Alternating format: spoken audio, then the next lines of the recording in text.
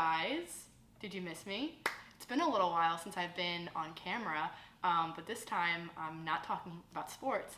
I'm talking about my other passion, my other hobby, which is reading. If you didn't know, I'm a journalism major, so this hobby kind of checks out. It's right up my alley. So my new show, Ramble Reviews, is exactly how it sounds. It's off the top of my head, completely unscripted, where I just ramble to you guys about the books that I just read and what I think about them. So, little disclaimer, this isn't like a super thorough, in-depth, analytical review on literature. This is just me spewing nonsense about the books that I read, because I read a lot, and whether or not I liked them. And sometimes it happens where I don't like them, as in the case of today's episode. A little bit about my reading background. I'm a strict fiction reader. I hate, like with a passion, hate reading nonfiction. I read nonfiction every day to learn in class. And when I read fiction, I don't want to do that. When I read for enjoyment, I want to be taken to a different world. And so my books will mainly be focused on young adult fiction. And yes, some book talk books. I found a lot of great books on TikTok. Some of them will be a little bit more popular. They're like the ones you see on those front tables at Barnes & Noble. No hate from me, they're pretty good. This also might be a controversial hot take. I do not read fantasy. I will never read fantasy. I've read one fantasy book. What was it even called? Once Upon a Broken Heart. Didn't like it. The minute we do magic and werewolves and vampires, I'm out. So as much as my friends hate that I will never read fantasy, I just won't. So don't expect any fantasy on here. But my books of choice, I always say I love a really good, like deep, dark book that's going to kind of want to make you contemplate life and maybe touch grass afterwards. So the more depressing the book, the better. If I had started this series like 2 years ago when I read A Little Life, that would have been on this show. That book was great. So long, super depressing, but it was great because it was depressing. So you're saved from that review, because that review would have been like 2 hours long, because that book is like a lifetime. It's so long. But yeah, so I thought about this series one night at midnight. So that's why a lot of the great books that I've read will not be on this show, unfortunately. So yeah, we're gonna kind of get into this first episode, where we are going to review The Shards by Bret Easton Ellis. This is the guy that wrote Less Than Zero, American Psycho. Had higher expectations for this one. I found this at Barnes & Noble across campus one day, and I saw the cover, and I love kind of dark thrillers, if you will. Not really mysteries, because those are kind of, you kind of understand what's going to happen from the beginning, but I like psychological thrillers. That's a good way to put it.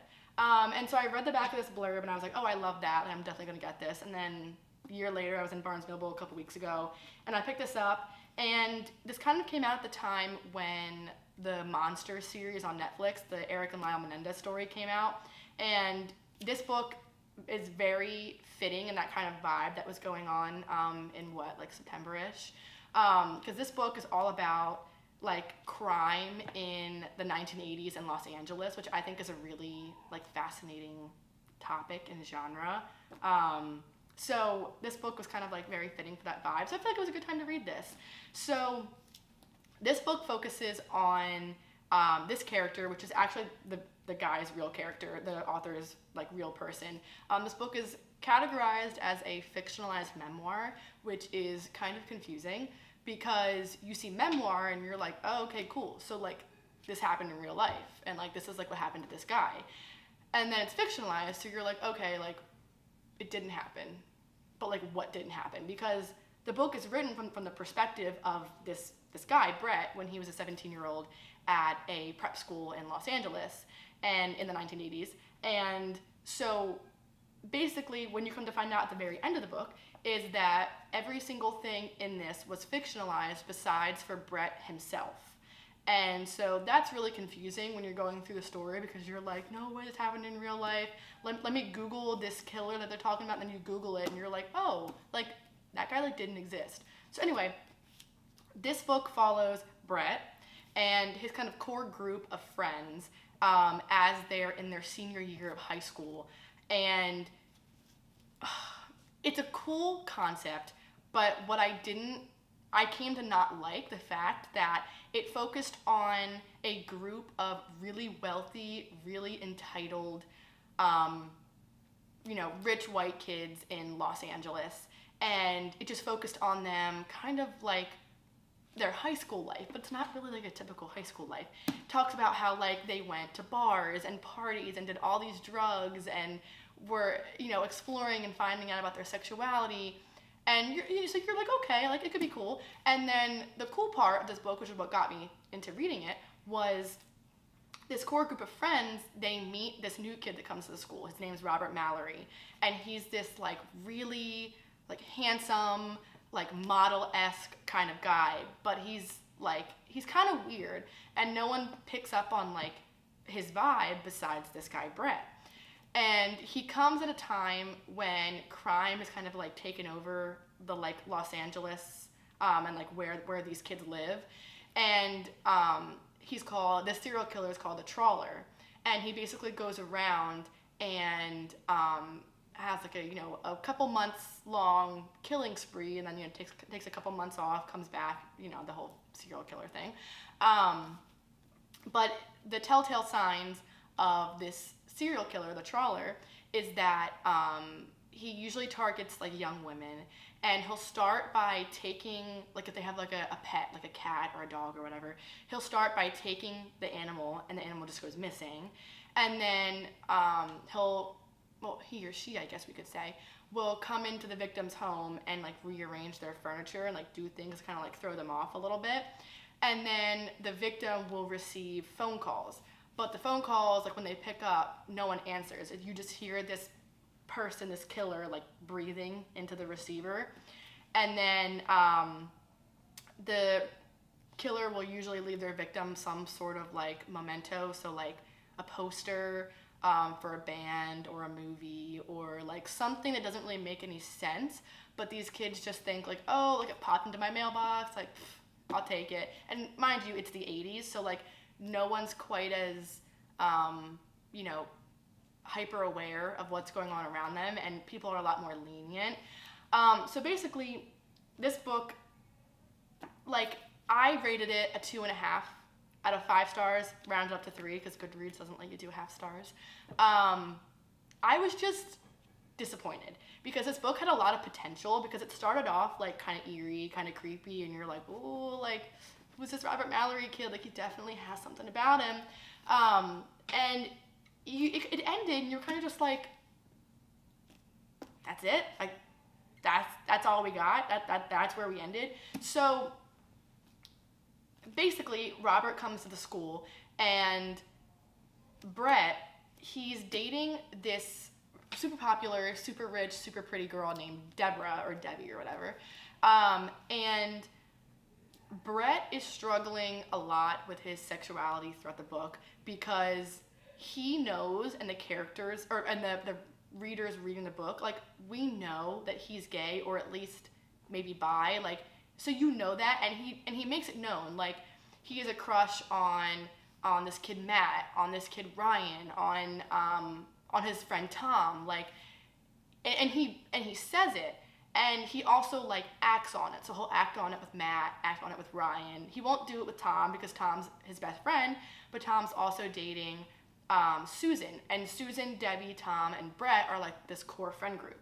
And so Robert comes in, and he kind of joins their friend group because Susan is like the student body president. So she was in charge of like showing him around the school, making sure that he was comfortable and assimilated with everything and made friends. And so he kind of became like one of them. And Bret remembers him because Bret is, obviously it's based on the real guy. So he's a writer, and Bret is really big into like films and books. And so a year before Robert comes to Los Angeles, Bret sees him at a movie theater, and Bret like could have sworn he saw him. And Bret brings it up. He's like, oh, weren't you at that movie theater? And I think it was when Bret saw The Shining. And he was like, weren't you at the premiere of The Shining, like in Los Angeles? Or I think it was in Westwood, maybe. And Robert denies it. And Bret's like, in his head, you know, he's like, I know I saw him. I would never forget that face. Like, I would never forget that guy. Like, I saw him and I immediately knew he was like, he was like a god, like whatever, you know. And so from that moment on, where he's like, okay, like Robert's definitely lying, because he definitely was in Los Angeles a year before he got here. And then so from that point on, like Bret's kind of like curious about him, and it makes his friend group kind of mad at him, because his friend group's like, you're not giving him a chance. He's a new kid, so what? He's a little quirky. Like, you're not giving him a chance. You're being really weird about it. And Bret's like, no, like I know something's wrong with this kid. I just can't prove it. So one of the things that the kids learned was that Robert was in like I don't want to say mental institution, but he was in like a psychiatric hospital for a year before he came to the school.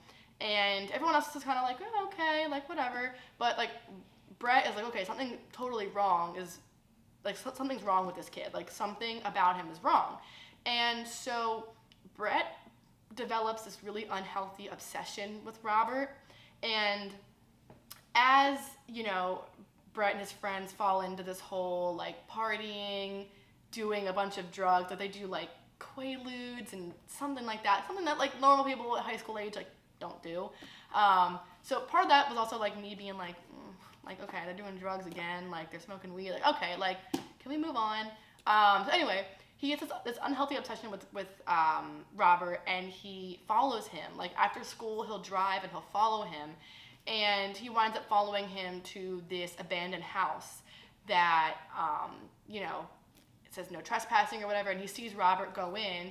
And so, you know, a lot more happens, but to fast forward, one day Bret goes back to that house, and he gets past the gate, and he basically walks into this abandoned house that has nothing in it but the room upstairs that Robert is living with. Now, he's supposedly living with his aunt in Century City in like a high-rise apartment, and he is, but this abandoned house is his aunt's house from when her and her husband were together, and she's getting rid of it because her and her husband are divorcing. And so Robert's been living there in secret. And so slowly, as the year progresses into this year that, you know, all these kids thought was going to be like an awesome senior year, it winds up being like a nightmare, because girls around them in their city have gone missing and wind up getting killed and then being found after the fact.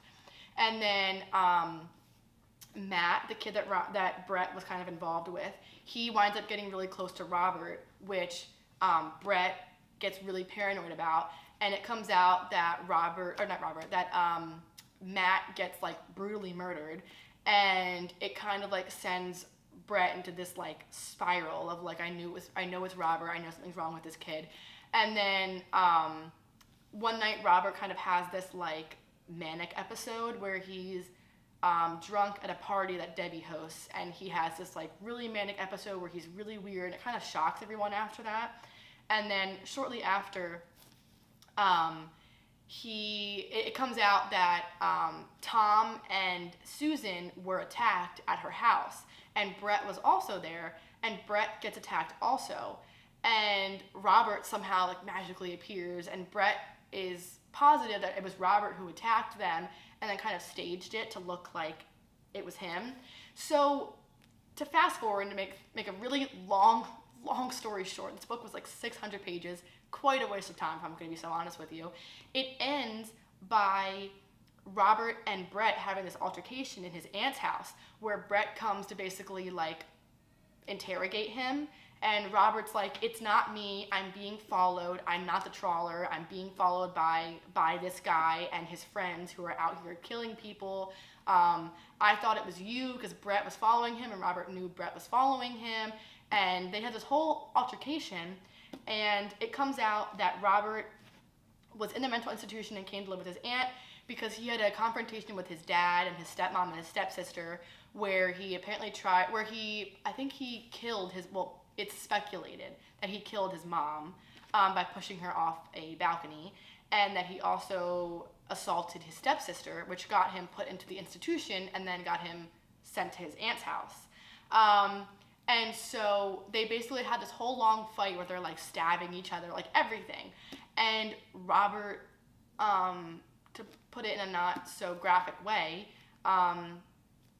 throws himself off the building, and you can guess where that ends.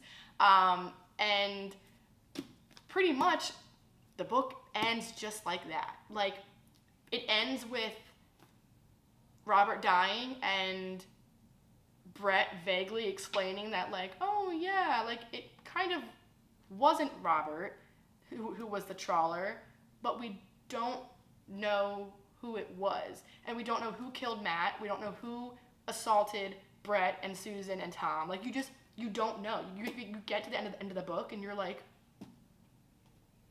we don't know. Like, you quite literally have no idea.